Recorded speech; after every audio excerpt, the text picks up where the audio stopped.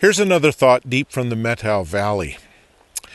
In my youth, I did a lot of backpacking, and here's a weird thing that nobody ever talked about, but I found it fairly consistent, and that is I would get my backpack all ready to go.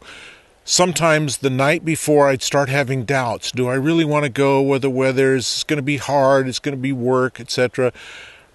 But I'd put all the backpack in the car, and I'd go out there, and I'd find myself at the trailhead, and I'd think, oh, it'd be so easy to just turn around and go back home. And I had this hesitation to engage.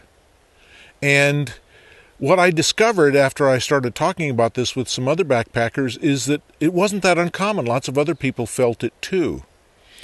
And I feel that sometimes in photography. I almost didn't come on this trip to the Methow Valley because I had some sore muscles and I'd pulled a muscle in my back, and I thought, well, heck with it.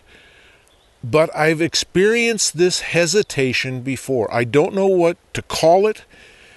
I don't know if I'm the only one in photography who feels it or experiences it.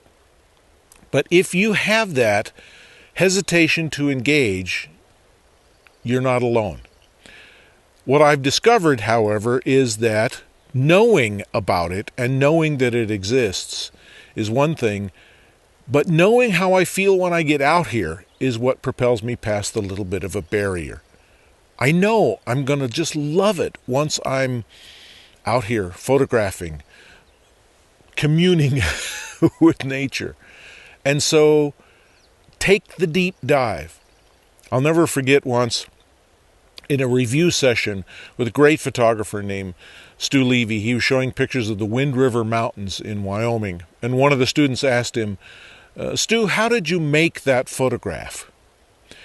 And he paused, and Stu rocks a little bit sometimes, and he said, well, first, I drove to Wyoming. That's it. First you got to go. So go.